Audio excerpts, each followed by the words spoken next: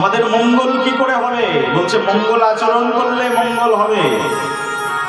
ভগবানের কথা শুরু করতে গেলে মঙ্গল আচরণ করতে হয়। আমাদের শাস্ত্রের রসিক শেখর কৃষ্ণদাস কবিরাজ গোস্বামী শ্রীধাম বৃন্দাবনে বসে বসে চৈতন্য চরিতামৃত রচনা করেছেন। এই কৃষ্ণদাস কবিরাজ গোস্বামী পাদ লিখেছেন তার নিজ গ্রন্থ চৈতন্য চরিতামৃততে। কবিরাজ গোস্বামী পাদ বলছেন, গ্রন্থের প্রারম্ভে করি মঙ্গলাচরণ, গুরু বৈষ্ণব ভগবান এ তিনে শরণ। তিনজনকে স্মরণ করলে মঙ্গল আচরণ হয়। এক হচ্ছেন গুরুদেব, দুই হচ্ছে বৈষ্ণব, আর তিন হচ্ছেন ভগবান। গুরু বৈষ্ণব ভগবান এ তিনের স্মরণ, এ তিনের স্মরণে হয় বিঘ্ন বিনাশন। এই জগৎ সংসারে তিনজনকে স্মরণ করবে, সব বিপদ কেটে যাবে, বিঘ্ন বিনাশন। এ তিনের স্মরণ হইতে হয় বিঘ্ন বিনাশন। মহা বিপদের মধ্যে আছো, বিপদের অন্ত নেই, এত বিপদ, খুব দুঃখের মধ্যে আছি। আর এই জগৎ সংসারে এমন কোনো মানুষ নেই যার জীবনে দুঃখ কখনো আসেই না। প্রত্যেকের জীবনে কম বেশি দুঃখ আসে, হ্যাঁ কি না বলো? আর দুঃখ আসলে, কষ্ট আসলে কি করা উচিত? কবিরাজ গোস্বামী পাদ বলছে, যখন জীবনে দুঃখ আসবে, যখন জীবনে কষ্ট আসবে, তখন তিনজনকে স্মরণ করবে। কতজন মায়েরা? তিনজন। সেই তিনজনের মধ্যে প্রথম জন হচ্ছেন গুরুদেব। কি নাম বললাম? গুরুদেব। তারপরে দ্বিতীয় জনকে বলছে, দ্বিতীয় জন হচ্ছে বৈষ্ণব, আর তিন নম্বর বলছে ভগবান। প্রথমে কি তাহলে? গুরু, দ্বিতীয় বৈষ্ণব, আর তৃতীয় হচ্ছে ভগবান। এ তিনের স্মরণ। এই তিনজনকে স্মরণ করলে কি হয়? বলছে সব বিপদ কেটে যায়। আর কি হয়? বলছে এ তিনের স্মরণে হয় বিঘ্ন বিনাশন, তার মানে বিঘ্ন কেটে যায়। আর এ তিনের স্মরণ হইতে হয় অভীষ্ট পূরণ। এই তিনজনকে যদি স্মরণ করবে তাহলে অভীষ্ট পূরণ হয়ে যাবে। অভীষ্ট শব্দের অর্থ কি? অভীষ্ট মানে বাসনা। অনেকের মনে অনেক ইচ্ছা আছে, কিন্তু কোনো ইচ্ছাই কোনোদিন পূরণই হয় না। ইচ্ছা করেছিলাম পরের বছর ধান উঠবে, আর পাকা ধান সেগুলোকে সুন্দর করে বাড়িতে প্রস্তুত করে তারপরে নবদ্বীপ ধামেশ্বর মহাপ্রভুকে দর্শন করতে যাব। মনে মনে ইচ্ছা করছি, হয়ে গেল 18 বছর। 18 বছরের মধ্যে একদিনও নবদ্বীপেই যাওয়া হয়নি। ইচ্ছা পূরণই হচ্ছে না। যখনই মনে করবো নবদ্বীপে যাব, তখনই কিছু না কিছু একটা বিপদ এসে যায়, আর নবদ্বীপে যাওয়াই হয় না। বলো একবার রাধে রাধে। রাধে রাধে। হয় না এরকম? অনেক বছর ধরে মনে করছি গঙ্গা সাগরে যাব, কিন্তু যাওয়াই হয় না। ইচ্ছা আছে কিন্তু যাওয়াই হয় না। এই ইচ্ছাগুলো পূরণ হবে কি করলে? বলছে তিনজনের স্মরণ করলে ইচ্ছা পূরণ হয়ে যায়। সেই তিনজন কে কে? সেই তিনজনের মধ্যে একজন হচ্ছেন শ্রী গুরুদেব, একজন হচ্ছেন বৈষ্ণব, আর একজনকে ভগবান। বলছে এ তিনের স্মরণ হইতে হয় অভীষ্ট পূরণ। এই তিনজনের স্মরণ করলে সব ইচ্ছাও পূরণ হয়ে যায়। সেই জন্য আসুন আজকে এই মহা আনন্দ বাজারে, এই শ্রীধাম বৃন্দাবনে, নবসৃজিত বৃন্দাবনে আমরা সবাই মিলে একবার হাত জোর করে মঙ্গল আচরণ করে ভগবানের কথা শ্রবণ করি। সবাই মিলে দুহাত জোর করে, বলতে পারুন আর না পারুন স্মরণ করুন। বলতে পারছি না, হাত জোর করুন, সমর্পণ করুন।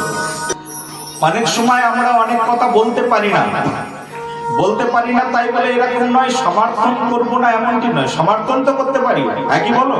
হ্যাঁ ভাই আমি ভালো কীর্তন করতে পারি না তাহলে সামনে গিয়ে দাঁড়িয়ে উৎসাহ তো দিতে পারি। আমি মঙ্গলাচরণ করতে পারছি না মহারাজ, আপনি পারেন কিন্তু আমি পারি না, কিন্তু চুপচাপ বসে হাত জোর করে মনকে মৌন তো করতে পারি, একই না বলো। ব্রাহ্মণ ঠাকুর মন্ত্র উচ্চারণ করতে পারেন, আমি মন্ত্র উচ্চারণ করতে পারি না, দুঃখ করো না। ব্রাহ্মণ ঠাকুর মন্ত্র উচ্চারণ করেন, তুমি হাতে ফুল নিয়ে দাঁড়িয়ে যাও, ফুল দিয়ে পুষ্পাঞ্জলি দিলেও ভগবান গ্রহণ করে। বলো একবার রাধে রাধে। মন্ত্র বলে ব্রাহ্মণ ভগবানের চরণে পুষ্পাঞ্জলি দিচ্ছে, কারণ ব্রাহ্মণ পণ্ডিত। কিন্তু আমি মন্ত্র বলতে পারি না, ব্রাহ্মণ বললেও চলবে, কিন্তু আমি হাতে ফুল নিয়ে তো দাঁড়াতে পারি, হ্যাঁ কি না?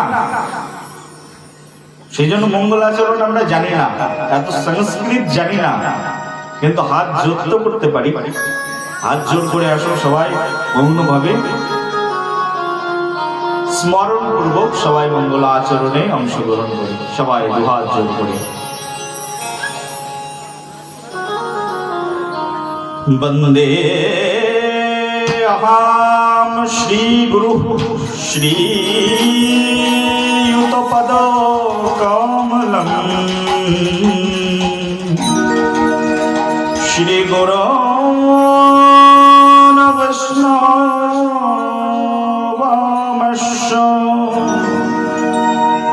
श्री रूपं सग्रयताम् सहगना रघुनाथं नितं स्वजीवम् सादयितं सावधूतं परिजनसहितं कृष्ण चैतन्यदेवम् श्री राधा कृष्ण पादना सहगना ललिता श्री विशाखार नेता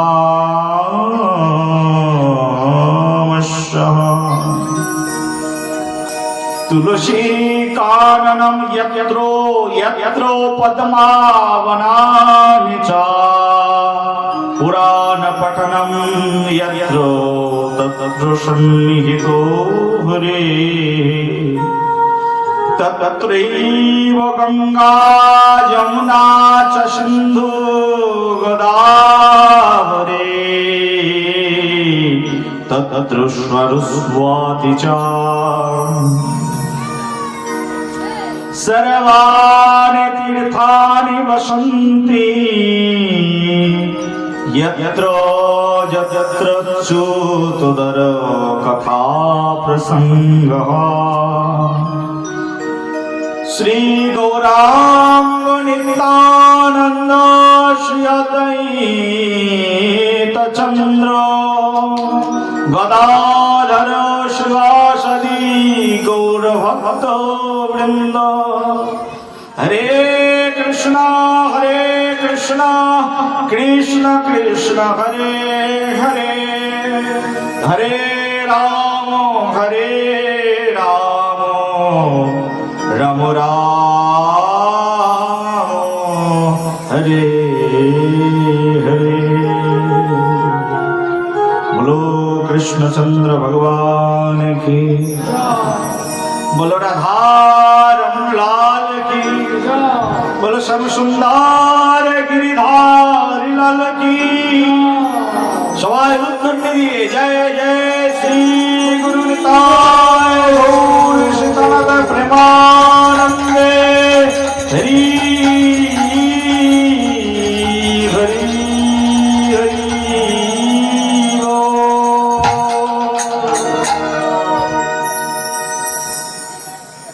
हरि এই হলো মঙ্গল আচরণ। যে আচরণের মাধ্যম দিয়ে জগৎ সংসারে মঙ্গল নিহিত হয় তার নাম হচ্ছে মঙ্গল আচরণ। ভগবানের একটি বিশেষ রূপের নাম হচ্ছে ভগবানের সচ্চিদানন্দ রূপ। এই সচ্চিদানন্দ রূপটি কি? সচ্চিদানন্দ রূপ হচ্ছে ভগবান যখন সরাসরি পৃথিবীতে আসেন তখন তাকে বলা হয় সচ্চিদানন্দময় ভগবান। আর ভগবান পৃথিবীতে এসে চলে যান, ভগবান তো অনেকদিন পর পর পৃথিবীতে আসেন। যেমন মনে করেন এখান থেকে 550 বছর আগে প্রায় ভগবান এসেছিলেন নবদ্বীপ ধামে। কত বছর হয়ে গেছে মায়েরা? লক্ষ্য করুন, কত বছর হয়ে গেল? 550 বছর। এটা হলো কলিযুগে। কলিযুগের আগে ছিল দ্বাপর যুগ। দ্বাপর যুগে ভগবান এসেছিলেন মথুরাতে, বৃন্দাবনে। তখন ভগবানের নাম ছিল কৃষ্ণচন্দ্র। নবদ্বীপে যখন ভগবান এসেছিলেন ভগবানের নাম ছিল গৌরচন্দ্র। আর যখন একই ভগবান যখন দ্বাপর যুগে এসেছিলেন ভগবানের নাম ছিল কৃষ্ণচন্দ্র। আর এই কৃষ্ণচন্দ্র রূপে ভগবান এসেছিলেন প্রায় 5500 বছর পূর্বে। তার আগে ভগবান এসেছিলেন ত্রেতা যুগে, আর সেটা প্রায় 12 লক্ষ সামথিং বছর আগে, প্রায় 12-13 লক্ষ বছর পূর্বে। আর ত্রেতা যুগে যখন ভগবান এসেছিলেন তখন ভগবানের নাম ছিল রামচন্দ্র। তারও পূর্বে এসেছিলেন ভগবান বদ্রী নারায়ণ। বদ্রী বিশাল রূপে তিনি এসেছিলেন, নারায়ণ রূপে এসেছিলেন। সেটা আরো বহু বছর পূর্বে, সেই সত্য যুগে ভগবান এসেছিলেন। তো ভগবান এই পৃথিবীতে যখন আসেন তখন তার নাম হয় সচ্চিদানন্দ ভগবান। কিন্তু ভগবান পৃথিবীতে অনেকদিন পর পরে আসেন। ভক্তরা আকুল ভাবে ভগবানের কাছে প্রার্থনা করেন। ভগবান বললেন, আমি সচ্চিদানন্দ রূপে না থাকলেও একটা রূপে পৃথিবীতে থাকবো। ভগবান ভক্তের জন্য তার আরেকটি স্বরূপের ব্যবস্থা করলেন, আর সেই স্বরূপের নাম হচ্ছে ভগবানের মৃন্ময় স্বরূপ। কি বললাম? মৃন্ময়। এক হচ্ছে ভগবানের সচ্চিদানন্দময় বা চিন্ময়, আর 2 নম্বর হচ্ছে ভগবানের মৃন্ময় স্বরূপ। মৃন্ময় স্বরূপটা কি? মৃন্ময় স্বরূপটা হচ্ছে ভগবান বললেন, কেউ যদি আমার মূর্তি তৈরি করে আর সেই মূর্তির মধ্যে কেউ যদি প্রাণ প্রতিষ্ঠা করে তার মধ্যে আমি এসে অবস্থান গ্রহণ করি। বলে একবার রাধে রাধে রাধে রাধে। তাহলে ভগবান এক চিন্ময় রূপে রয়েছেন, আর দ্বিতীয় ভগবান মৃন্ময় রূপে রয়েছেন। ভগবানের আরেকটি রূপ আছে, সেই রূপের নাম হচ্ছে বাগময় রূপ। বাগময় রূপটি কি? তা বাগময় রূপ হচ্ছে যখন কোনো সাধু গুরু বৈষ্ণব গ্রামের মধ্যে আসেন, আর গ্রামের মধ্যে এসে যখন ভাগবত কথা পরিবেশন করেন, ওই ভাগবতের মধ্যেই ভগবান এসে অবস্থান গ্রহণ করেন। বলো একবার রাধে রাধে, বলো একবার রাধে রাধে। আরে মায়েরা বলো, বলো প্রেম সে বলো। যদি রাধে রাধে না শুনলে ভাগবত কথা শোনাবোই না। বলো একবার। ভাগবতের শক্তি তো রাধে। ভাগবত মানে কি? কৃষ্ণময়। যা কৃষ্ণ তাই তো ভাগবত। ভগবানের এক রূপই হচ্ছে ভাগবত। আর কৃষ্ণের শক্তি কি? রাধা রানী। কৃষ্ণের শক্তি কি? বলো কৃষ্ণের শক্তি কি? বলো একবার, বলো একবার প্রেম সে বলো। দুহাত তুলে বলো, বলো একবার, বলো রাধে রাধে রাধে রাধে।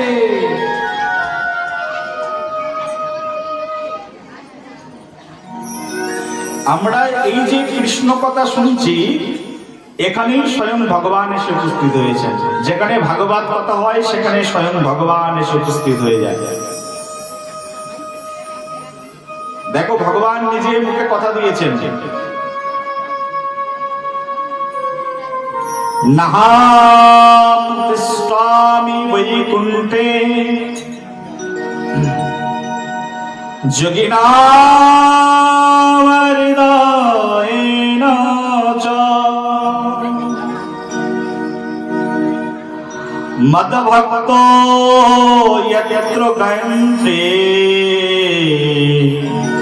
তত্র তিষ্ঠামি হে নারদ।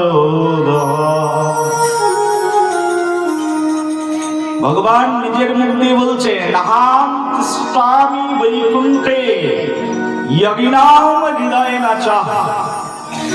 আমি বৈকুণ্ঠে থাকি না, যোগী হৃদয়ে থাকি না। মদ্ভক্তো যত্র গায়ন্তি, যেখানে আমার ভক্ত আমার গুণকীর্তন করে সেখানেই এসে আমি উপস্থিত হয়ে যাই। এই যে এখানে আমরা ভগবানের গুণকীর্তন করছি, এখন বলো তো এখানে ভগবান আছেন না নেই? আছেন তো? বিশ্বাস আছে? বিশ্বাস থাকলে একবার বলো সবে। আর ভগবানের সামনে ভগবানের স্তুতি করার সুযোগ পাচ্ছ তোমরা। এখানে যদি ভগবান থেকে থাকেন তাহলে ভগবানের সামনেই ভগবানের নামে জয়ধ্বনি করার সুযোগ পাচ্ছি। রাধে রাধে কোথায় বলে বলো? কোথায় বলে? বৃন্দাবনে। কোথায় বলে? যেখানে ভগবানের কথা হয় সেখানে ভগবান আসেন। যেখানে ভগবান শ্রীকৃষ্ণ আছেন সেটা তো বৃন্দাবনই হয়ে যায়, হ্যাঁ কি না বলো? হ্যাঁ, যেখানে কৃষ্ণ আসেন তাই তো বৃন্দাবন। এখন এখানে কৃষ্ণ এসেছেন, তার মানে এটা কি বলো? এটা কি? কতদিন থাকবে? 3 দিন থাকবে। এখানে কৃষ্ণ এসেছেন কথা রূপে, ভাগবত রূপে। 3 দিন না 5 দিনের অনুষ্ঠান? 4 দিন। 4 দিনের অনুষ্ঠান, তাহলে 4 দিন থাকবে। তো 4 দিন ধরে এটা কি হবে? বৃন্দাবন। আর এখানে যত ধুলি পড়ে থাকবে সব বৃন্দাবনের ধুলা। কিসের ধুলা? ধুলা নয়, ধুলি নয়, গোপীপদ রেণু। এই ধুলা বাঞ্ছা করে নন্দের বেটা কানু।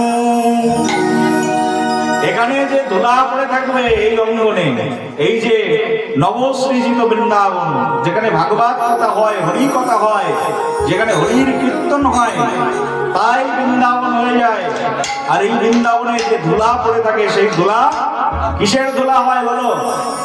ব্রজের ধুলা হয়ে যায়। 4 দিন ধরে এই গ্রামে বৃন্দাবন থাকবে। এই 4 দিন ধরে এই গ্রামে কৃষ্ণ এসে অবস্থান গ্রহণ করছেন। এই 4 দিন ধরে যারা ভাগবত কথা শুনবে, খবরদার, যাদের মাছ মাংস খেতে ইচ্ছা করে খাবে, কিন্তু যাদের হৃদয়ে ভক্তি আছে মোটেও খাবে না। বলো একবার রাধে রাধে। 4 দিন ধরে মাছ মাংস খাবেই না, পেঁয়াজ রসুন খাবে না। বাবাজি এসেছেন, মহারাজ এসেছেন, এই মানসিকতা রাখবে। তোমার এই 4 দিনের পুণ্য তোমাকে 40 বছর আগে নিয়ে যেতে পারে। ভগবানের অবৈধকে কৃপা লাভ করিয়ে দিতে পারে এই 4 দিনের সংকল্প। এই 4 দিনের সংকল্প 40 যোজন রাস্তা কমিয়ে দিতে পারে। যেদিন নরকে যাবে টানতে টানতে নিয়ে যাবে, বিশাল রাস্তা শেষ হচ্ছে না, একেবারে তপ্ত মরুভূমির উপর দিয়ে তোমাকে টানতে টানতে নিয়ে যাচ্ছে যমরাজ। কিন্তু তুমি 4 দিন ভাগবত শুনেছো। 4 দিন ভাগবত শোনার কারণে মন দিয়ে শুনেছো, নিষ্ঠা সহকারে শুনেছো, তার মানে নিরামিষ খেয়েছো, সংকল্প করেছো, ভাগবতকে পুষ্প অর্পণ করেছো, আর 4 দিন ধরে মনে প্রাণে ভাগবত শুনেছো। এই 4 দিন শ্রবণের জন্য বিশাল বড় রাস্তা দেখা যাচ্ছে, সেই রাস্তা অল্প হয়ে যাবে তোমার জন্য। ভগবান কৃপা করে রাস্তা অল্প করে দেবেন। বলে একবার রাধে রাধে। এটা তো আমি সাধারণ কথা বললাম, কিন্তু ভাগবত শ্রবণের ফল কি জানো তো? যদি কেউ একবার মন প্রাণ দিয়ে ভাগবত শ্রবণ করে নেয়, যমরাজ পর্যন্ত তার কাছে আসবার সাহস পায় না। বলো একবার। মন দিয়ে শ্রবণ করতে হবে, প্রেম দিয়ে আস্বাদন করতে হবে ভাগবতকে। ভাগবত যদি কেউ একবার শ্রবণ করে, যমরাজ তার কাছে আসতে সাহস পায় না। তার প্র্যাকটিক্যাল এক্সাম্পল, প্রত্যেক বছরই তো ভাগবত হয় এখানে। আমাদের ভাগবতের একজন মহারাজ ছিলেন, নাম হচ্ছে পরীক্ষিত মহারাজ। কি নাম বললাম মা? বলো কি নাম? আরে বলো সবাই। হ্যাঁ, পরীক্ষিত মহারাজ। পরীক্ষিত মহারাজ রাজা ছিলেন ভারতের। এখন যেমন ভারতের রাজা নরেন্দ্র মোদী মহাশয়, এখান থেকে 5000 বছর আগে এই অখণ্ড ভারতের রাজা ছিলেন পরীক্ষিত মহারাজ। পরীক্ষিত মহারাজকে এক ব্রাহ্মণ পুত্র অভিশাপ দিয়েছেন, 7 দিনের মধ্যে তোমার মৃত্যু হয়ে যাবে। সেই জন্য ভালো করে শুনবে, কখনো ব্রাহ্মণদেরকে খেপাতে যাবে না। যাকে খেপাও তাকে খেপাও। ব্রাহ্মণ যদি একবার পইতে তুলে তোমাকে অভিশাপ দেয়, তাহলে তোমার জীবন গেল একেবারে। বলো একবার রাধে রাধে। যাকে নাড়বে নাড়ো, কিন্তু ব্রাহ্মণের পিছনে লাগতে যাবে না। ব্রাহ্মণ আর বৈষ্ণব খুব খতরনাক। বৈষ্ণবদের মধ্যে দুর্বাসা ঋষির নাম শুনেছো? কথায় কথায় রেগে যায়। আবার কেউ বলতে পারে যে রেগে যায় সে আবার বৈষ্ণব হয় কি করে? বলি বৈষ্ণবদের রাগ থাকতে পারে। আমাদের শাস্ত্রে বহু বৈষ্ণব আছে যাদের প্রচুর ক্রোধ ছিল, প্রচুর রাগ ছিল। আর বৈষ্ণবের রাগ মানে সেটা হচ্ছে জলের দাগ, এক্ষুনি রেগে যাবে আবার এক্ষুনি ভুলে যাবে। এটা হচ্ছে বৈষ্ণবের স্বভাব। বলো একবার রাধে রাধে। খুব ক্রোধী বৈষ্ণব ছিলেন দুর্বাসা ঋষি।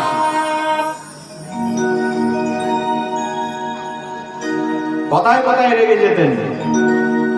এইরকম ঋষির পিছনে যদি একবার লেগে যাবে, যদি তার পিছনে কাটি দিতে যাবে, তাহলে তুমি একবার গাড্ডায় পড়বে। বলে একবার রাধে রাধে। এক ব্রাহ্মণ আর দ্বিতীয় বৈষ্ণব, এনাদেরকে কখনো বিদ্রুপাত্মক কথা বলবে না। এনাদের অভিশাপ খুব সিরিয়াস হয়। একবার যদি অভিশাপ দিয়ে দেয়, তোমার বাবা ঠাকুর দাদা কেউ সেই অভিশাপ থেকে তোমাকে মুক্ত করতে পারবে না। এখান থেকে 5000 বছর আগে রাজা ছিলেন এই পরীক্ষিত মহারাজ। পরীক্ষিত মহারাজকে অভিশাপ দিয়েছেন ব্রাহ্মণ পুত্র। 7 দিনের মধ্যে মৃত্যু হয়ে যাবে। পরীক্ষিত মহারাজ ভাবলেন 7 দিনই বেঁচে থাকবো, কি করব এই রাজ্য, এত সোনা দানা টাকা পয়সা অর্থবিত্ত কি কাজে লাগবে? 7 দিন পরেই তো আমার সবকিছু ছেড়ে দিয়ে চলে যেতে হবে। পরীক্ষিত মহারাজ সঙ্গে সঙ্গে সমগ্র রাজ্যের যত মহান মহান মুনি ঋষি সাধু বৈষ্ণবরা ছিল তাদেরকে ডাকলেন। পরীক্ষিত মহারাজের নিমন্ত্রণ পেয়ে, রাজা তো, রাজার নিমন্ত্রণে সবাই চলে এসেছেন। অনেক বড় বড় মুনি ঋষি বসে আছেন। মহারাজ পরীক্ষিত হাত জোর করে মুনি ঋষিদের কাছে গিয়ে বলছেন, আমি 7 দিন পরে মৃত্যুবরণ করব, কৃপা করে কি কাজ করলে আমার মঙ্গল হবে আমাকে জানান। পরীক্ষিত মহারাজের কথা শুনে সবাই স্তম্ভিত হয়ে গেল। 7 দিনের মধ্যে কি উপদেশ দেব তাকে? কিন্তু হঠাৎ করে সেখানে এসে উপস্থিত হলেন ব্যাসদেব পুত্র, নাম হচ্ছে সুখদেব গোস্বামী পাদ। শ্রীপাদ শুকমুনি সেখানে যে যখনই উপস্থিত হলেন, শুকমুনিকে দেখে সবাই দণ্ডবাদ প্রণাম নিবেদন করলেন। সুখদেব গোস্বামী সেই সবার সভ্যমুনি হয়ে সবার মাঝখানে বসলেন। আর সুখদেব গোস্বামীকে জিজ্ঞাসা করলেন, 7 দিনের মধ্যে কি সৎকর্ম করা যায়? সুখদেব গোস্বামী তখন বললেন, 7 দিনে পরীক্ষিত মহারাজ উদ্ধার হয়ে যেতে পারে, যমরাজ তার কাছে আসবে না, আমি সিউরিটি দিতে পারি। বলি 7 দিনে কি করে উদ্ধার হবে? বললেন 7 দিনে সে যদি ভাগবত সপ্তাহ পারায়ণ করে, তার মানে 7 দিন ধরে বসে যদি ভাগবত কথা শ্রবণ করে, 7 দিন ভাগবত কথা শ্রবণ করলে তার পরম মুক্তি সাধিত হয়ে যাবে। বলো একবার, বলো একবার, প্রেম সে বলো। কান পর্যন্ত শব্দ আসছে না, বলো একবার। বেশ, 7 দিন ধরে ভাগবত কথা, 7 দিন ধরে অভূতপূর্ব মধুর ভাগবত কথা আস্বাদন করালেন পরীক্ষিত মহারাজকে সুখদেব মুনি। সুখমুনি 7 দিন ধরে খুব সুন্দর ভাগবত শ্রবণ করালেন। শ্রবণ করানোর পরে দেখলেন যে একটা পুষ্পরথ এসেছে। 7 দিন ভাগবত শোনার পরে কি দেখলেন? একটা পুষ্পরথ এসেছে, আর সেই পুষ্পরথে 2 জন দেবদূত দাঁড়িয়ে আছেন। ওদিকে আবার ব্রাহ্মণ পুত্র অভিশাপ দিয়েছেন যে 7 দিনের মধ্যে তোমার মৃত্যু হয়ে যাবে। আবার দেখছেন যে পুষ্পরথ এসেছে, মরে তাহলে কোথায় যাবে এই ব্যক্তি? বলো, নরকে যাবে না ভগবানের কাছে যাবে? বলো সবাই, কোথায় যাবে? কি বোঝা যাচ্ছে? পুষ্পরথ এসেছেন, তার মধ্যে দেবদূত। পুষ্পরথ এসেছে, তার মধ্যে বিষ্ণুদূত। যাবে কোথায়? ভগবানের কাছেই তো যাবে। কিন্তু মরতে তো হবে, না মরলে যাবে কি করে? যমরাজ এসেছেন আর ভয়ে থরথর করে কাঁপছেন। যে ব্যক্তি ভাগবত শুনেছে, এমন পুণ্য ব্যক্তিকে, এমন পুণ্যবান ব্যক্তিকে কি করে আমি তাকে মৃত্যুর দেবতা হয়ে কি করে তাকে মৃত্যুদণ্ড দিতে পারি? যমরাজ এসে, স্বয়ং যমরাজ, যমদূতকে পাঠাননি, নিজে এসেছেন। নিজে এসে হাত জোর করে বলছেন, যমরাজ, মহারাজ পরীক্ষিত, আপনার গায়ে স্পর্শ করার মতো অধিকার আমার নেই, কারণ আপনি ভাগবতময় পুরুষে পরিণত হয়েছেন। কিন্তু আপনাকে মৃত্যুবরণ করতে হবে। তার কারণ হচ্ছে আপনি ব্রাহ্মণ পুত্র দ্বারা অভিশপ্ত। আপনার কাছে আমি অনুরোধ করছি, যদি আপনার ইচ্ছা হয় তাহলে আপনি আমাকে রক্ষা করতে পারেন। বলি কিভাবে? যমরাজ বলছে, আমার কর্তব্য আপনার প্রাণ নেওয়া, কিন্তু আমি নিতে পারবো না। আর আপনার কর্তব্য ব্রাহ্মণের পুত্রের অভিশাপকে ফলিয়ে দেওয়া, কারণ আপনি রাজা। রাজা হয়ে অন্যের বচন রক্ষা করা আপনার কর্তব্য। কিন্তু আমিও আমার কর্তব্যের বন্ধনে বন্দী, আপনিও আপনার কর্তব্যের বন্ধনে বন্দী। আসুন আমরা 2 জন মিলে একটা সন্ধি করি, একটা চুক্তি করি। অনেক সময় হয় না, এই গ্রামের মানুষ ওই গ্রামের মানুষের সঙ্গে চুক্তি করলো, ভাই বর্ষাকালে রাস্তা দিয়ে যাওয়া যায় না, এই ছোট্ট একটা খাল আছে, এই খালটা পার হওয়ার জন্য এসো, আমরা 2 গ্রামের মানুষ চুক্তি করে একটা সেতু দিয়ে দিই, সেতু বানিয়ে ফেলি। অর্ধেক খরচ তোমরা দেবে আর অর্ধেক খরচ আমরা দেবো, হ্যাঁ কি না? হয় না এরকম? যমরাজ বলছে, আসুন মহারাজ, আপনার সঙ্গে চুক্তি করি। বলে কি চুক্তি বলো? বলে চুক্তিটা হচ্ছে এই, আপনার কর্তব্য রক্ষা হবে, আমার কর্তব্য রক্ষা হবে। বলে কি এমন কাজ আছে যা করলে 2 জনের কর্তব্যই রক্ষা করা যাবে? বলছে, আমি মহারাজ যম আপনার প্রাণ নিতে যাব না, আমি মাথা নিচু করে আপনার সামনে শুয়ে পড়লাম। আমি আপনাকে স্পর্শ করলে আমার ধর্ম নষ্ট হবে, কিন্তু আপনি যদি আমাকে স্পর্শ করেন আপনার ধর্ম যাবে না। বলে একবার রাধে রাধে। পরীক্ষিত মহারাজকে বললেন, আমি যমরাজ আপনাকে স্পর্শ করব না, কিন্তু আপনি আমাকে স্পর্শ করে এই রথের উপরে উঠুন, তাহলে আপনার মৃত্যু হয়ে যাবে, আর ওদিকে আপনার পুষ্পরথে আপনি ভগবানের কাছেও চলে যেতে পারবেন। বলুন তাই গৌর হরি। এই যে 2 জন মিলে সন্ধি করলেন। ভগবানের কথা এই রকম যে ভগবানের কথা যদি কেউ একবার শ্রবণ করে তাহলে কি হয়? বলছে ভগবানের কথা শ্রবণ করলে সে মৃত্যু থেকে পর্যন্ত মুক্ত হয়ে যেতে পারে। তার প্রমাণ হচ্ছে ভাগবত মহাপুরাণ। ভাগবত মহাপুরাণটি তৈরি হয়েছে এই মহিমার উপরে ভিত্তি করে পরীক্ষিত মহারাজের কারণেই ভাগবত আবির্ভূত হয়েছে। সেই পরীক্ষিত মহারাজ তিনি উদ্ধার পেয়েছিলেন কি করে? পরীক্ষিত মহারাজ উদ্ধার পেয়েছিলেন শুধু ভাগবত শ্রবণ করে। কিন্তু কলির মানুষ এত দুর্ভাগা যে ভাগবত শ্রবণ করলে কোটি কোটি জন্মের পাপ দূর হয়ে যায়। আজকে দেখুন এই গ্রামে কত মানুষ আছে, অল্প কিছু ভক্তরা এসে বসেছেন ভাগবত শুনতে। তার মানে আমাদের প্রেমটা হারিয়ে গেছে, শ্রদ্ধাটা হারিয়ে গেছে, ভালোবাসাটা হারিয়ে গেছে। যা শ্রবণ করা কর্তব্য, যা কান দিয়ে শোনা উচিত তা আমরা শুনি না। এই হরি কথা কেউ যদি শোনে, কৃষ্ণ কথা বলছে শ্রী বৃদ্ধি পায়। কৃষ্ণ কথা শুনলে কি বৃদ্ধি পায় মায়েরা বলো? শ্রী। শ্রী মানে কি? সৌন্দর্য।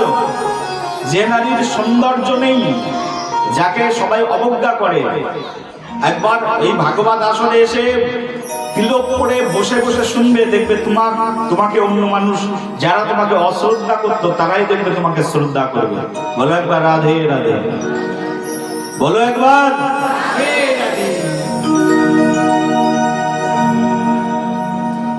প্র্যাকটিক্যাল প্রমাণ পেতে চাও?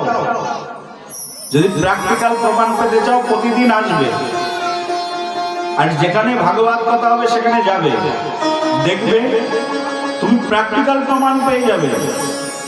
তোমার সৌন্দর্য কত বিকশিত হয়ে গেছে তুমি চিন্তাও করতে পারবে না। যারা তোমাকে কেউ ভালোই বাসতো না, একদিন তারাই তোমাকে ভালোবাসতে শুরু করবে যদি ভাগবত কথা শ্রবণ করো। আচ্ছা বলুন তো, এই জগতে অর্থবিত্ত সবাই চাই কি চায় না? চাই তো সবাই, টাকা পয়সা চাই সবাই। বলো কার কার চাই, হাত তোলো। টাকা পয়সা চাই, গৃহে উন্নতি চাই না? মন থেকে, হৃদয় থেকে সবাই হাত তোলো দেখে। আমার তো চাই, এই যে আমি তুললাম, এই যে আমার চাই। তোমাদের চাই না কারুর টাকা পয়সা? বলো চাইলে হাত তোলো। যারা হাত তুলবে তাদের টাকা পয়সা হবে, না তুললে হবেই না। যারা চাও হাত তোলো, তোলো হাত তোলো, টাকা চাই। দেখো আমার সঙ্গে যারা কীর্তনে এসছে ওদেরও টাকা চাই। ওদেরকে যদি টাকা না দিই পরের দিন আর এরকম কীর্তনে বাজাতেই আসবে না, তো টাকাই তো চাই। বলো একবার রাধে রাধে, রাধে প্রেম সে বলো রাধে রাধে। অর্থবিত্ত তো সবার চাই, কিন্তু যে কাজ করলে অর্থবিত্ত আসে সে কাজ কলিযুগের মানুষ করবে না। কি করলে অর্থ আসে? বলে কেউ যদি ভাগবত কথা শ্রবণ করে আর ভাগবতের 7 দিনের ভাগবতের সংকল্প করে, আর বাড়িতে কেউ যদি ভাগবত নিয়ে যায়, ভাগবত সপ্তাহকে নিয়ে যায় কারণ বাড়িতে, কেউ যদি প্র্যাকটিক্যাল প্রমাণ পেতে চাইলে একবার দেখো তো করে, বিশ্বাস সহকারে করে দেখো। আমি ধনী হতে চাই, তোমার বাড়িতে 1 বছর ভাগবত সপ্তাহ দাও। শাস্ত্রের মধ্যেই বলছে ভাগবত কথা করালে শ্রীবৃদ্ধি হয়। শাস্ত্রের মধ্যেই লেখা আছে ভাগবত কথা কীর্তন করলে কেউ যদি তার বাড়িতে ভাগবত কথার আয়োজন করে, বলে তার অর্থ বৃদ্ধি পায়, ধন বৃদ্ধি পায়। যার বাড়িতে পুত্র সন্তান নেই, পুত্র কামনায় সে যদি বাড়িতে 7 দিনের ভাগবত সপ্তাহ করায়, তাহলে তার অপুত্রবতী মায়ের পুত্র সন্তান জন্ম নেয়। বলে রাধে রাধে। দায়গ্রস্ত পিতা কন্যা বিবাহ দিতে পারছে না, কেউ কন্যাকে পছন্দ করছে না, ভাগবত সপ্তাহ করালে তার কন্যা, দায়গ্রস্ত পিতা উদ্ধার হয়ে যায়। যার গৃহে অথই ঋণের ভার, ঋণের জন্য সে চলতেই পারে না, শাস্ত্রের মধ্যে বর্ণনা করা আছে ঋণগ্রস্ত ব্যক্তি যদি বাড়িতে ভাগবত কথার আয়োজন করায় আর সাধুগুরু বৈষ্ণব এসে যদি সেই বাড়িতে এসে ভাগবত কথা করে আর যদি তার জন্য প্রার্থনা করে, ঋণগ্রস্ত ব্যক্তির সব ঋণ একেবারে, ঋণ থেকে সে মুক্ত হয়ে পরম ধাম পরম গতি লাভ করে। বলো একবার রাধে রাধে, বলো একবার, বলো সবে। ভাগবত কথার মহিমা এরকম যার বিদ্যা নেই, বলছে বিদ্যাহীন ব্যক্তি যদি ভাগবত শ্রবণ করে তার বিদ্যা বৃদ্ধি পায়, জ্ঞানহীন ব্যক্তি ভাগবত শ্রবণ করলে তার জ্ঞান বৃদ্ধি পায়। ভাগবত শ্রবণের মহিমাই হচ্ছে এরকম। কিন্তু এই কলির জীব কত ক্রিটিক্যাল, কত খারাপ যে এমন সুন্দর ভাগবত, এমন মধুর কথা, এমন তত্ত্ব রসামৃত লহরী কলির মানুষ শ্রবণ করতেই চায় না। তার প্রমাণ এই গ্রামে পেয়ে যাচ্ছে। এত মানুষ, তার মধ্যে এই স্বল্প সংখ্যক মানুষ এসে বসেছেন। 2-1000 মানুষ তো আছে গ্রামে। 2-1000 মানুষের মধ্যে 1-200 মানুষ বসে ভাগবত কথা শুনলে তাকে পরিপূর্ণ শ্রবণ বলে নাকি? তার মানে ভাগবতের প্রতি প্রেম নেই। যা জানলে, যা বুঝলে, যা আস্বাদন করলে মানুষ পরম সুখ পায়, সেই সুখকর বস্তুকে কলিযুগের মানুষ পায়ে ফেলে দিয়ে তারা অন্য কিছুকে আপন বলে মনে করতে চেষ্টা করে, সংসারটাকে আপন ভাবতে চেষ্টা করে, কিন্তু ভগবানকে তা কেউ আপনই ভাবে না। বলো একবার রাধে রাধে। প্রেম সে বলো, বলো একবার, বলো একবার, বলো রাধা রানী সরকার কি। সবাই একবার হাতে তালি দিয়ে আমার সঙ্গে সঙ্গে ভাগবত ভগবানের জয় কীর্তন করে। হাতে তালি দিয়ে সবাই।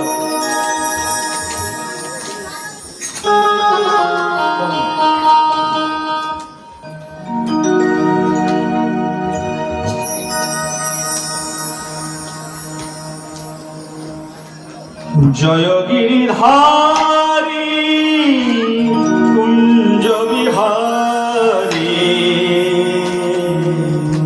বলো কুঞ্জ বিহারী।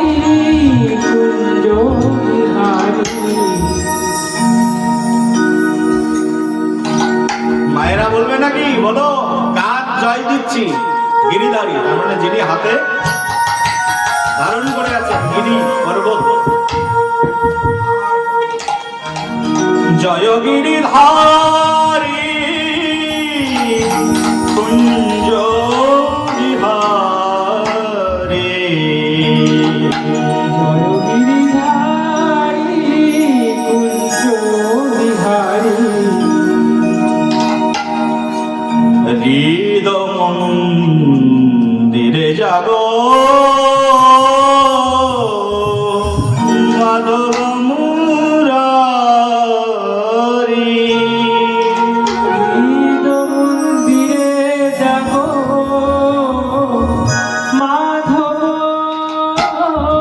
মুরারি।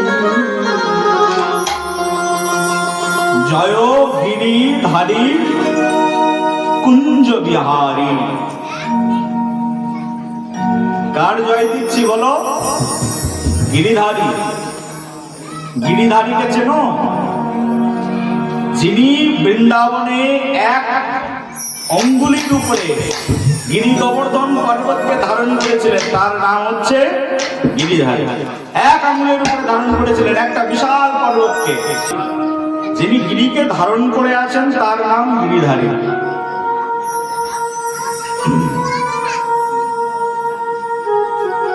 আর আমরা জয় দিচ্ছি কার? সেই গিরিধারী। বলো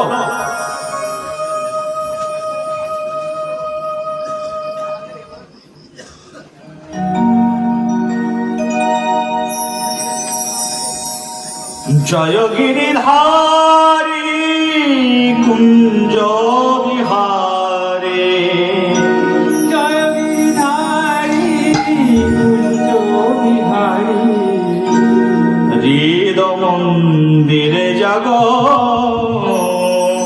মাধব মুরারে, মন্দিরে জাগো মাধব মুরারি। জয় গিরিধারী কুঞ্জ বিহারে, গিরিধারী কুঞ্জ বিহারী। জয় গিরিধারী কুঞ্জ বিহারে, গিরিধারী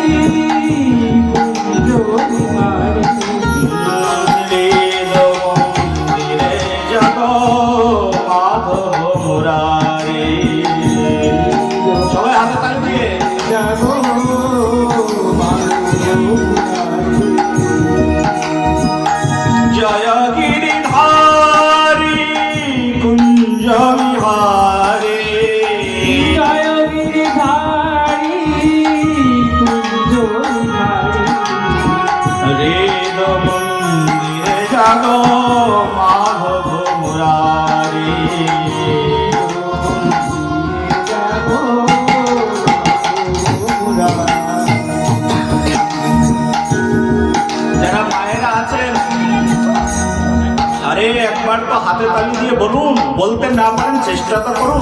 হাতে তালি সবাই, সবাই সবাই হাতে তালি।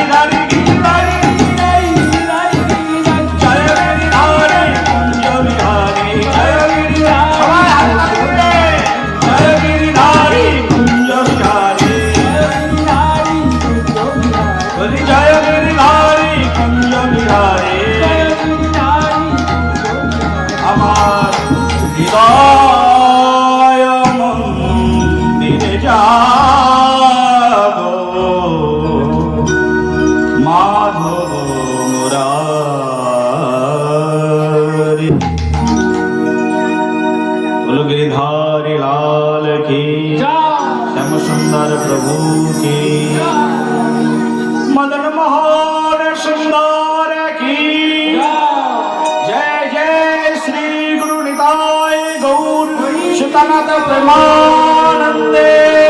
हरि हरि हरि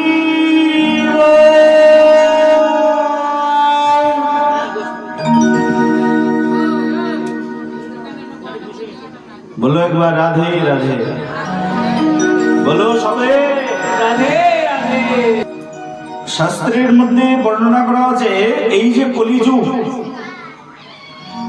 কলিযুগে মানুষের সবচেয়ে বড় ঔষধ যদি থেকে থাকে তাহলে সেই ঔষধের নাম হচ্ছে ভাগবত।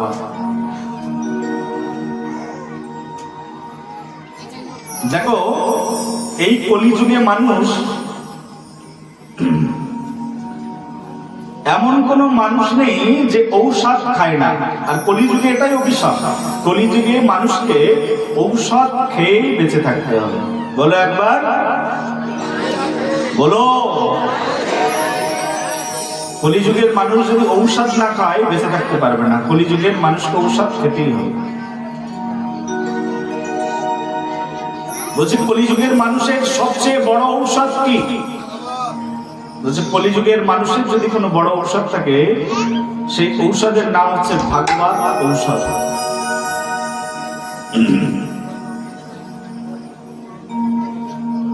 অন্য অন্য যা ঔষধ আছে তোমার দেহের অন্য কোনো প্রতিবন্ধকতা, তার জন্য তুমি ঔষধ খাও,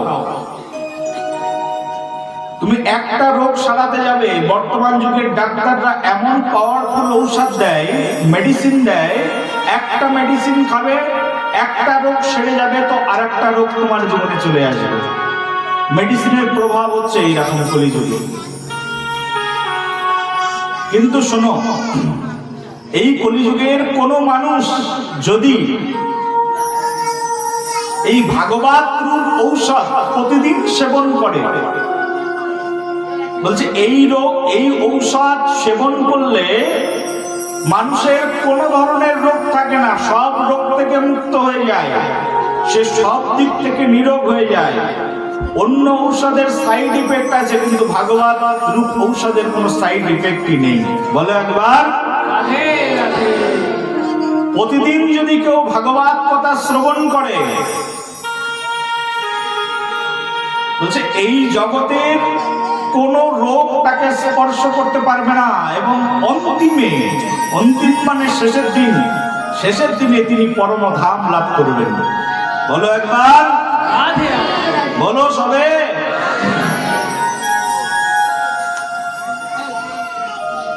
আসার সময় এই যে খেয়া পার হয়ে আসলাম, এই গ্রামে আসতে গিয়ে এটা আমার মনে হলো, বাহ কত আনন্দের ব্যাপার।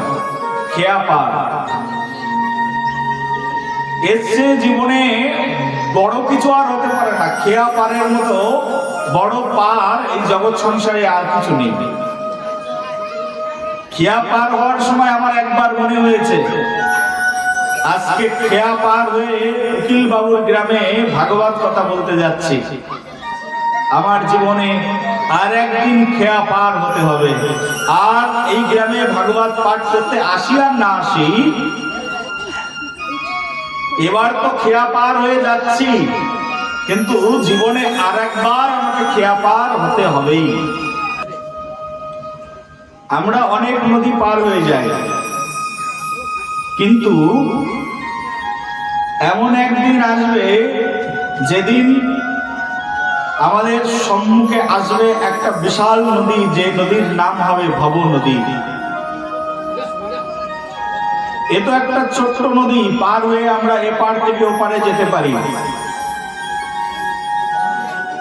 এই নদী পার হওয়ার জন্য মাঝি রয়েছে, মাঝিকে টাকা দিলেই পার করে দেয়।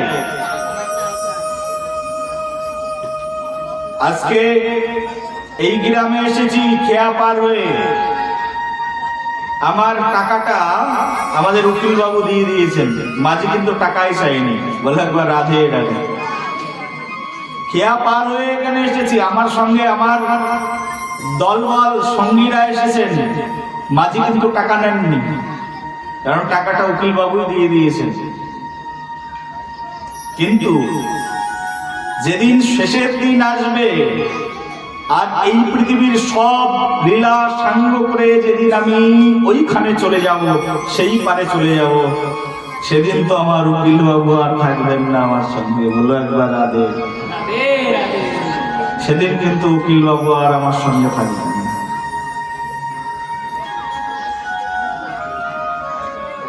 আজকে তুমি খেয়া পার হয়ে ওই পারে চলে যাও, তোমার স্বামী তোমাকে খেয়া পারের টাকা দিয়ে দিচ্ছে, তোমার নিকটতম আত্মীয় তোমাকে খেয়া পারের টাকা দিয়ে দিচ্ছে, কিন্তু যেদিন জীবনের চরম পরীক্ষার দিন আসবে, এই পৃথিবীর সব লীলা সাঙ্গ করে যেদিন তুমি চলে যাবে পরপারে, সেদিন সেই ভব নদী পার হওয়ার জন্য তোমার পাশে কেউই থাকবেন না। কারণ তুমি জন্মগ্রহণ করেছো একা, পৃথিবীতে একাই এসেছো, আর যেদিন তুমি মৃত্যুবরণ করবে একাই তোমাকে মৃত্যুবরণ করতে হবে। জন্মেছো একা, মরতে হবেও তোমাকে একলাই। যেদিন তুমি মরবে সেদিন তোমার স্বামী মরবে না, সেদিন তোমার ছেলেরা মরবে না, মেয়েরা মরবে না। কে দেবে তোমাকে টাকা? কে তোমাকে পার করে দেবেন? সেদিন পার করার মতো, সেদিন অর্থ যোগান দেওয়ার মতো জগৎ সংসারে কেউ থাকবে না। এই খেয়া পার হওয়ার জন্য যেমন আমাদেরকে অর্থ কড়ি সংগ্রহ করে রাখতে হয়, জীবনের শেষ খেয়া পার হওয়ার জন্য আমাদেরকে কিছু অর্থ কড়ি আমাদের পকেটের মধ্যে সঞ্চয় করে রাখতে হয়। বলো একবার, বলো সবে। জীবনের শেষ খেয়া যেদিন পার হয়ে যাবে, সেদিন তোমাকে কিছু না কিছু সঙ্গে করে নিয়ে যেতে হবে, না হলে মাঝি তোমাকে পারই করবেন না। কি নিয়ে যাবে? এই জগৎ সংসার থেকে কিছুই নিয়ে যাওয়া যায় না। তুমি বিল্ডিং বানিয়েছো, একটা ইট খুলে নিয়ে যেতে পারবে না। শেষের দিনে যখন তুমি চলে যাবে, কিছুই নিয়ে যেতে পারবে না। তুমি ব্যাংকে অনেক টাকা জমিয়েছো, একটা টাকা সঙ্গে করে নিয়ে যেতে পারবে না। শেষের দিনে কিছুই সঙ্গে যাবে না তোমার। যে সন্তানকে মানুষ করবার জন্য পুরো জীবন যৌবন সব কিছু উৎসর্গ করে দিলে, সেই সন্তানকেও তুমি সঙ্গে করে নিয়ে যেতে পারবে না। শেষের দিনে কেউ যাবে না তোমার সঙ্গে। যার জন্য তুমি এত ভাবছো, যার জন্য তুমি সর্বস্ব ত্যাগ করছো, সেই ত্যাগের কি মহিমা যদি শেষের দিনে তারা তোমার সঙ্গে না থাকে? শেষের দিনের একটাই সম্বল, সেটা হচ্ছে পরমার্থ। এই পরমার্থ রূপ সম্পদ যদি এই জগৎ সংসারে তুমি উপার্জন না করতে পারো, তাহলে তোমার সমগ্র জীবনের সব অ্যাক্টিভিটিস, সব কর্মকাণ্ড, সব কিছু ব্যর্থতায় পর্যবসিত হয়ে যাবে। সেই জন্য ভক্তগণ, আমরা এই জগৎ সংসারে এসেছি এখান থেকে কিছু নিয়ে যাওয়ার জন্য। শুধুমাত্র ভালো খাবো, ভালো থাকবো, ভালো করবো, এর জন্য আমাদের জীবন নয় গো। আমাদের এই জীবনের একটা উদ্দেশ্য রয়েছে। ছোট্ট একটা বই পাওয়া যায়, দেখবে বাংলা ভাষায় লেখা, ভগবান শ্রীকৃষ্ণের অষ্টোত্তর শতনাম। দেখবে ওখানেই লেখা আছে একটা খুব মূল্যবান কথা। 2 টাকার মূল্যের একটা বইয়ের মধ্যে এত বড় মূল্যবান উপদেশ লেখা আছে যে কোটি টাকা দিয়েও তুমি কুল করতে পারবে না। অষ্টোত্তর শতনামের ভিতরে একটা উপদেশ দেওয়া আছে, কেন পৃথিবীতে এলাম। আমাদের আচার্যগণ বলছেন, আমি কৃষ্ণ ভজিবার তরে সংসারে আইনু। কেন এসেছি? বলছে কৃষ্ণ ভজিবার তরে সংসারে আইনু। আমি পৃথিবীতে তো এসেছি কৃষ্ণ ভজন করার জন্য। আমি নিচে মায়ায় বদ্ধ হয়ে বৃক্ষ সম হইনু। কৃষ্ণ ভজন করতে এসেছি কিন্তু বৃক্ষের মতো হয়ে গেছে। কোন বৃক্ষকে যদি বলা হয়, ভাই চলো উকিল বাবুর বাড়িতে এক ভাগবত পাঠের আয়োজন করা হয়েছে, চলো ভাগবত পাঠক এসেছে, ভাগবত শুনতে যাও, গাছ কি বলবে? আরে ভাই কি করে যাব? তুমি আহ্বান করেছো যেতে, কিন্তু তো আমি যেতে পারছি না। কেন? কি হয়েছে? বলে যাবোটা কি করে, আমার শিকড় এতগুলো যে চারিদিকে মাটির সঙ্গে শিকড় একেবারে আচ্ছাদিত করে রেখেছে, চাইলেও যেতে পারবো না। বলো একবার রাধে রাধে। গাছ ইচ্ছা করলে ভাগবত শুনতে আসতে পারে নাকি? বলি যারা এই মাইকের শব্দ শুনতে পাচ্ছেন আর ভাগবত কথা শুনতে পাচ্ছেন, ঘরের মধ্যে বসে কান দিয়ে শুনুন। যারা আজকে ভাগবত কথা শুনতে আসেননি, তার সৌভাগ্য এসেছে, লক্ষ্মী এসেছে, নারায়ণ এসেছে, স্বয়ং ভগবান এসেছে। আর সেই ভগবানকে যারা তার মানে পা দিয়ে ঠেলে দিলেন, উপেক্ষা করে দিলেন, ভগবান ঠিক আপনাদেরকে পরের জন্মে বৃক্ষ জন্মই দিয়ে দেবে। বলে একবার রাধে রাধে। কিন্তু আমি চাই না কারোর বৃক্ষ জন্ম দিক।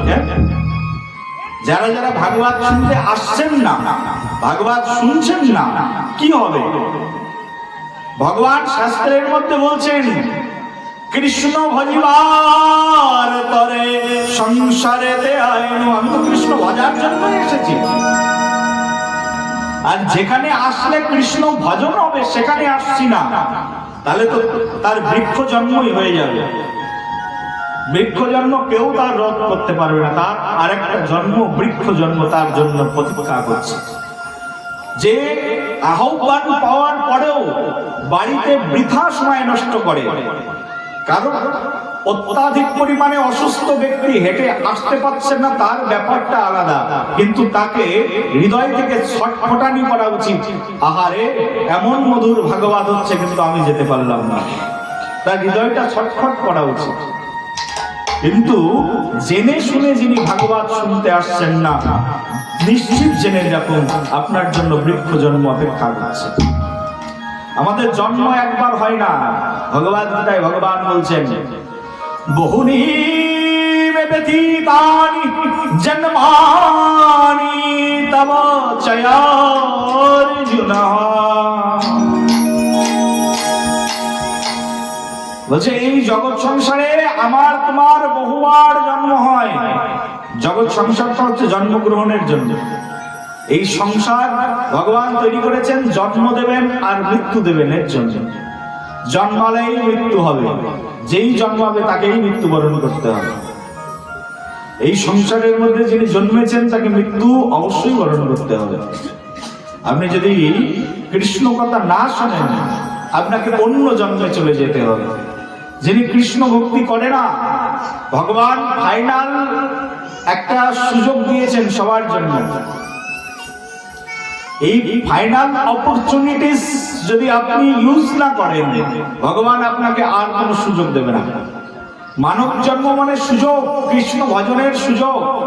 একটা বৃক্ষ চাইলেও হা কৃষ্ণ, হা রামন প্রেষ্ট, হা রাধে, হা নিতাই বলে একটা বৃক্ষ ডাকতে পারে না, কিন্তু বৃক্ষেরও জীবন আছে।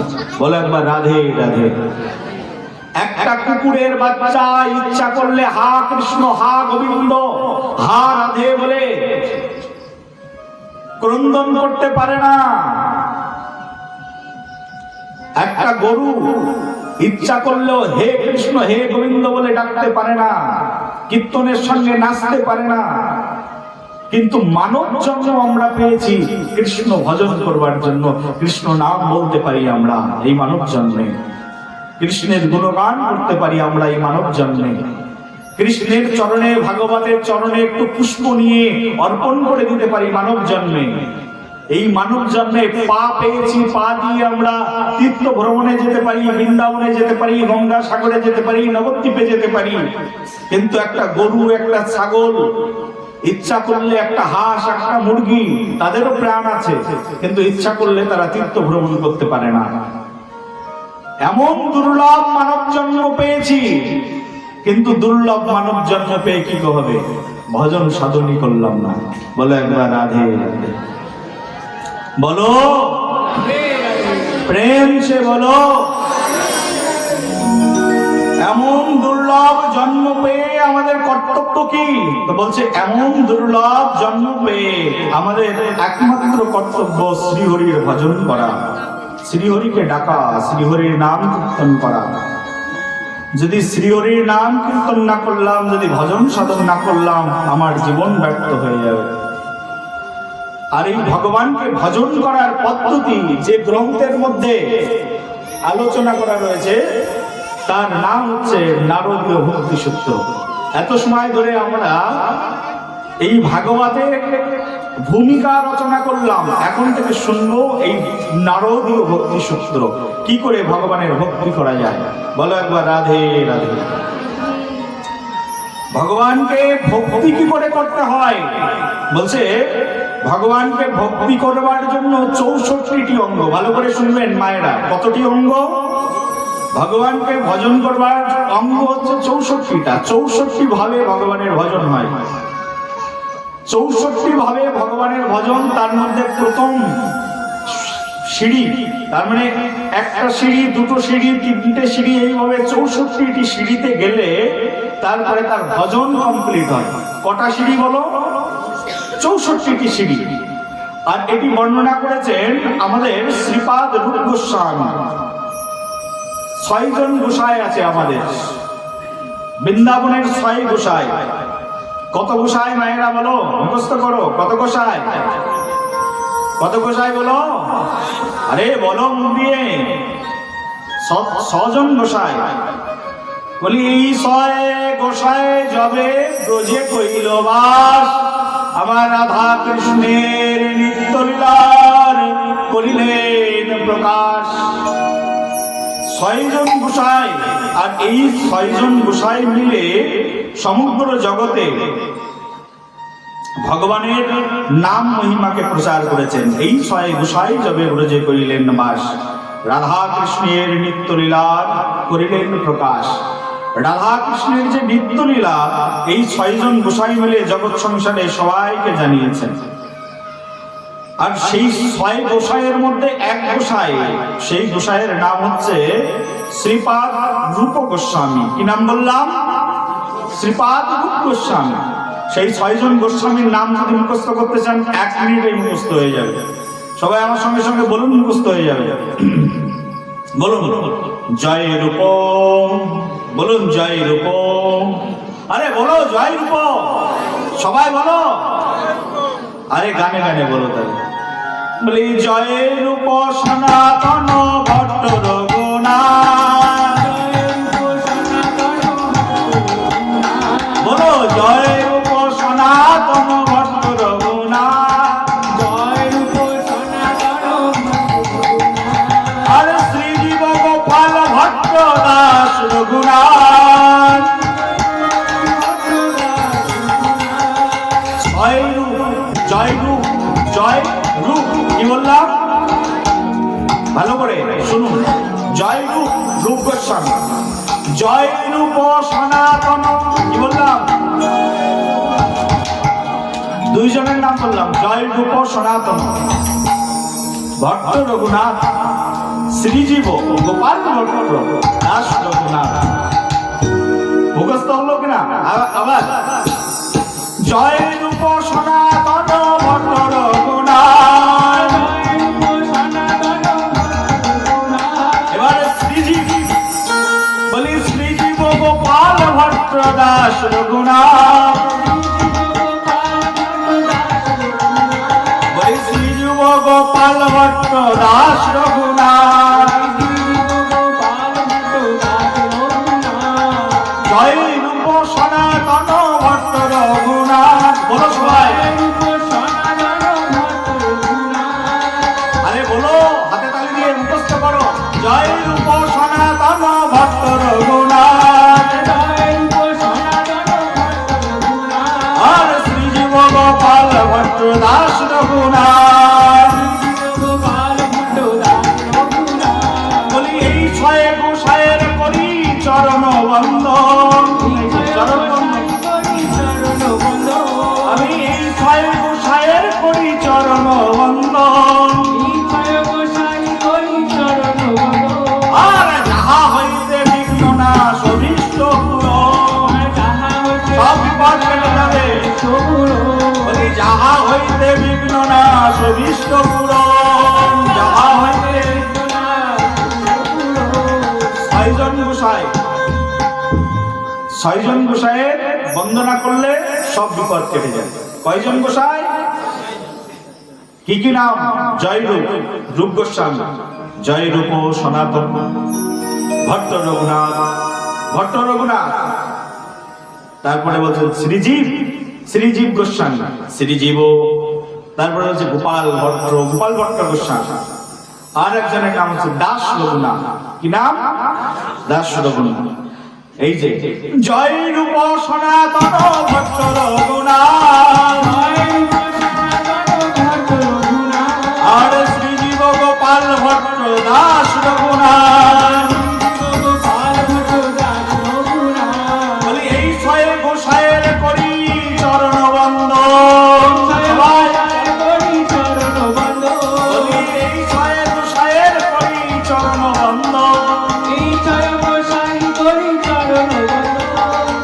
যে এই পাশে আমাদের গোসাইরা বসে আছে, এই যে আমাদের এই বাবুর সঙ্গে এসছেন বাবাজি, আমি তো ওনাকে গোসাই মনে করি, পরম ভক্ত। এমন সরল লোক আমি জীবনে দেখিনি। সব কিছু আছে, অর্থ বিত্ত বিদ্যা পরিপূর্ণ, মনের ভিতরে সামান্যতম অহংকার নেই। এই সরলতাই কৃষ্ণের সবচেয়ে বড় প্রসাদ। যদি কিছু থেকে থাকে প্রসাদ, কৃষ্ণের সবচেয়ে বড় প্রসাদের নাম হচ্ছে সরলতা। গোসাই, যার হৃদয় সরল সেই হচ্ছে গোসাই। বলি এই ছয় গোসাইয়ের করি চরণ বন্দন, যাহা হইতে বিঘ্ন নাশ অভীষ্ট পূরণ। যাহা হইতে বিঘ্ন নাশ অভীষ্ট পূরণ। আকাশে যেমন মেঘ আসে না, আকাশে মেঘ দেখেছেন তো? আকাশে মেঘ, কিন্তু আকাশে যতই মেঘ থাকুক না কেন, মেঘ কিন্তু কেটে যায়। যায় কি যায় না? বলো। মেঘ কেটে যায় কার সংস্পর্শে? সূর্য যখন তার বিশাল প্রখরতা আরো তীক্ষ্ণ থেকে তীক্ষ্ণতর করে, মেঘের সেই ঘন ঘটা, পবন দেবতার বিশাল দমকা বাতাসে সেই মেঘকে কোথায় ভাসি নিয়ে যায়, মেঘ নিজেও বুঝতেই পারে না। তেমনি ভাবে কেউ যদি ছয় গোসাইয়ের নাম সকালে বিকালে রাতে মুখ দিয়ে বলে ছয় গোসাই, এই ছয় গোসাইয়ের নাম, তার সব বিপদ কেটে যায়। যেমন বাতাস এসে, দমকা হাওয়ায় এসে একটা বিশাল বড় বৃক্ষ দাঁড়িয়েছিল, আর কাল বৈশাখী ঝড় আসলো, এক ঝড়েই তার বিশাল মাথা সঙ্গে সঙ্গে নত হয়ে পড়ে। বিশাল বাতাস আসলো, আকাশের মেঘ উড়ে এক স্থান থেকে আরেক স্থানে চলে গেল। তেমনই ভাবে ছয় গোসাইয়ের নাম যদি কেউ একবার মুখ দিয়ে কীর্তন করে, তাহলে তার সব বিপদ কেটে যায়। কি হয়? তার সব বিপদ একেবারে মাথার থেকে সরে যায়। বলো সবাই, এই ছয় গোসাইয়ের করি চরণ বন্দন। বলি যাহা হইতে বিঘ্ন নাশ অভীষ্ট পূরণ। যাহা হইতে বিঘ্ন নাশ মনের সব ইচ্ছা পূরণ হয়ে যায় ছয় গোসাইয়ের নাম কীর্তন করলে। এই ছয় গোসাইয়ের মধ্যে একজন গোসাই ছিলেন, নাম হচ্ছে রূপ গোস্বামী। কি নাম বলছি? এই ছয় গোসাইয়ের মধ্যে প্রথম গোসাই নাম হচ্ছে শ্রীরূপ গোস্বামী। শ্রীরূপ সনাতন ভট্ট রঘুনাথ। এই যে শ্রীরূপ গোস্বামী পাদ, এই শ্রীরূপ গোস্বামী একটা গ্রন্থ লিখেছেন, নাম হচ্ছে ভক্তি রসামৃত সিন্ধু। কি নাম বললাম বাবারা? বলো কি নাম? ভক্তি রসামৃত সিন্ধু। এই ভক্তি রসামৃত সিন্ধু গ্রন্থের মধ্যে ভজন করবার 64টি অঙ্গের কথা রূপ গোস্বামী পাদ লিখেছেন। যদি কারোর চোখ থাকে, আর কারোর যদি মেধা থাকে, আর কারোর যদি বুদ্ধি থাকে, কেউ যদি বাংলা পড়তে পারো, অবশ্যই জীবনে লাইব্রেরিতে গিয়ে এই ভক্তি রসামৃত সিন্ধু গ্রন্থটা কিনে নিয়ে আসবে। ভক্তি রসামৃত সিন্ধু গ্রন্থের মধ্যে শ্রীপাদ রূপ গোস্বামী 64টি ভজন অঙ্গের কথা বলেছেন। আর সেই 64টি ভজন অঙ্গের মধ্যে বলছে প্রথম যে অঙ্গ, সেই প্রথম অঙ্গের নাম হচ্ছে শ্রী গুরু চরণ আশ্রয়। কি নাম বললাম বাবা? গুরুচরণ আশ্রয়। বলছে 64টি ভক্তি অঙ্গ, তার মধ্যে প্রথম অঙ্গের নাম হচ্ছে গুরুচরণ আশ্রয়। বলছে কেউ যদি ভগবানের ভক্ত হতে চায়, কৃষ্ণকে ডাকতে চায়, তাহলে তার প্রথম গুরু অন্বেষণ করতে হবে, গুরু অনুসন্ধান করতে হবে। প্রথম কাজ হচ্ছে গুরু অনুসন্ধান। যতক্ষণ পর্যন্ত না কেউ গুরুর সান্নিধ্যে না যাবে, ততক্ষণ পর্যন্ত কৃষ্ণ ভজন তার শুরুই হয় না। বলো একবার রাধে রাধে। রাধে প্রেম সে বলো। রাধে রাধে। বলি অনেক বিদ্যা আছে, অনেক বুদ্ধি আছে, অনেক ঐশ্বর্য আছে, কিন্তু গুরু নেই, তার মানে তার কিছুই নেই। বলো একবার রাধে রাধে। বলি যার মামা নেই, সে তো মামা বলে কাউকে ডাকতেই পারে না, হ্যাঁ কি না বলো? আর একজনের মামা আছে কিন্তু চোখে দেখতে পায় না। আরে চোখে দেখতে না পেলেও কানা মামা আছে, আর কানা মামাকে তো সে মামা বলে ডাকতে পারে, হ্যাঁ কি না বলো? কারণ মা নেই, তা সে ডাকবে কাকে মা বলে? বলে কারোর মা আছে, কিন্তু মা চলতে পারে না, রান্না করতে পারে না, খাওয়াতে পারে না, কিন্তু মা বলে তো ডাকার একজন আছে, হ্যাঁ কি না বলো? বলে যার গুরুই নেই, সে কাউকে বলতেই তো পারে না আমার গুরু আছে। যতক্ষণ পর্যন্ত কেউ গুরু বরণ না করে, ততক্ষণ পর্যন্ত তার ভজন শুরু হয় না। রূপ গোস্বামী পাদ বলছে ভজন শুরু হয় গুরু বরণের মাধ্যম দিয়ে। এটাকে বলে শ্রী গুরু চরণাশ্রয়। কি নাম বললাম? শ্রী গুরু চরণাশ্রয়। এই জগৎ সংসারে যিনি গুরুদেবের চরণাশ্রয় গ্রহণ করেছেন, তার মতো এই জগতে ধন্য আর কেউ নেই। আর যিনি এখনো পর্যন্ত গুরু চরণাশ্রয় গ্রহণ করেননি, আপনাদেরকে আমরা ভাগবত পীঠ থেকে অনুরোধ করে বলছি, গুরুদেবের চরণাশ্রয় গ্রহণ করুন যদি ভজন করতে চান। গুরুদেবের চরণ কেন আশ্রয় গ্রহণ করব? বলি গুরুদেব কি দেবেন? গুরুদেব কানের মধ্যে একটা মন্ত্র দেবেন। কি দেবেন? বলো কি দেবেন? মন্ত্র দেবেন। কি দেবেন গুরুদেব? গুরুদেব, আমি যখন গুরুদেবের চরণাশ্রয় গ্রহণ করব, গুরুদেব আমাকে মন্ত্র দেবেন কানের মধ্যে, কর্ণমূলে মন্ত্র প্রদান করবেন।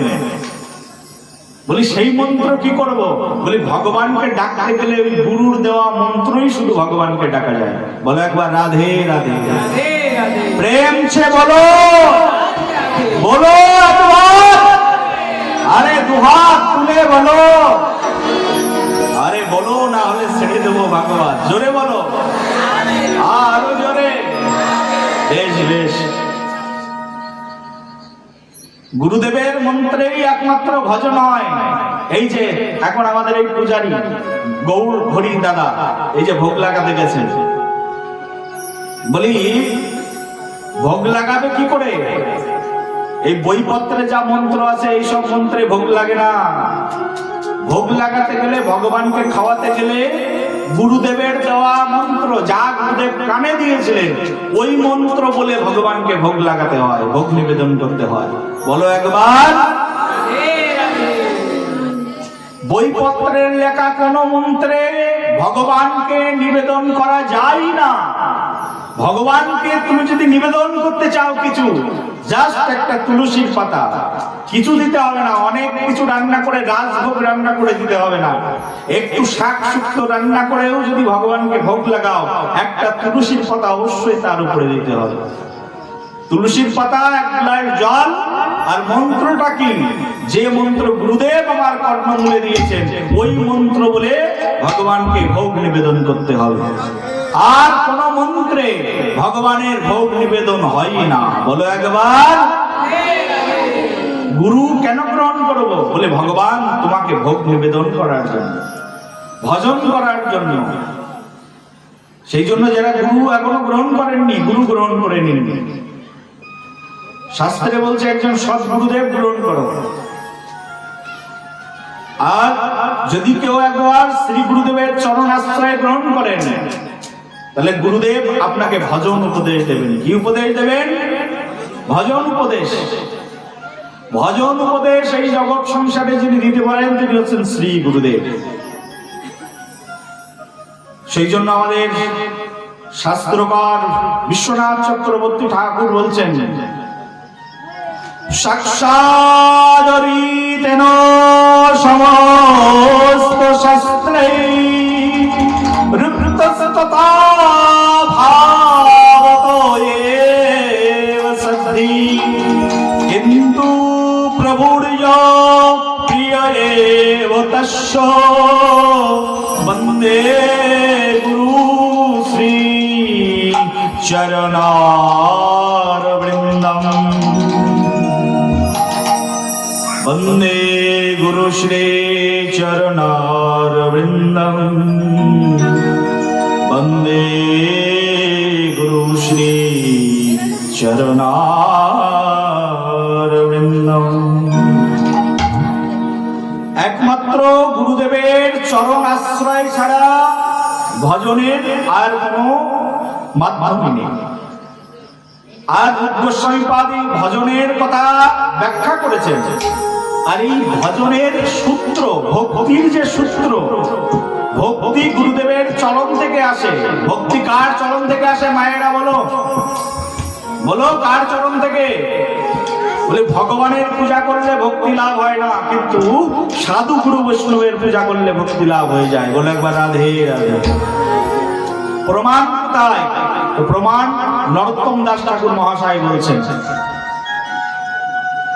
শ্রী গুরু চরণ পদ্ম কেবলি ভক্তি সদম বন্দে মুই সাবধান মতে। যাহার প্রসাদে ভাই এ ভব তরিয়া যায়, কৃষ্ণ প্রাপ্তি হয় যাহা হতে। কি মধুর মূল্যবান কথা বলছে, কৃষ্ণ প্রাপ্তি হয় যাহা হইতে। এই জগতে কৃষ্ণকে যিনি দিতে পারেন তিনি হচ্ছেন শ্রী গুরুদেব। শ্রী গুরু চরণ পদ্ম কেবলই ভক্তি সদ্ম। ভক্তির একমাত্র আশ্রয়, ভক্তির একমাত্র ঘরটি হচ্ছে শ্রী গুরুদেব। শ্রী গুরু চরণ পদ্ম কেবলই ভক্তি সদ্ম বন্দে মুই সাবধান মতে। সাবধান করে একবারে খুব সাবধানে গুরুদেবের চরণ ভজন করো, কারণ গুরুদেবের প্রসাদে একমাত্র কৃষ্ণকে লাভ করা যায়। বলো একবার রাধে রাধে। প্রেম সে বলো, বলো একবার, বলো রাধা রানী সরকার কি। এই যে ভজন, এই গুরুর কৃপায় যে ভজন লাভ হয়, সেই ভজনের যে সূত্র, সেই সূত্র এই জগৎ সংসারে একজন দিয়েছেন, তার নাম হচ্ছে নারদ মুনি। নারদ মুনি সূত্র করে দিয়েছেন কি করে ভগবানকে ভক্তি করতে হবে। কালকে আপনারা সবাই এখানে এসে উপস্থিত হবেন, আর আমরা সবাই মিলে কি করে ভক্তি করতে হয় সেই ভক্তির সূত্রকে আগামীকাল আমরা ডিটেলস আলোচনা করব। কিন্তু এখন যাওয়া যাবে না, এখন সবাই মিলে হাতে তালি দিয়ে কীর্তন করতে হবে।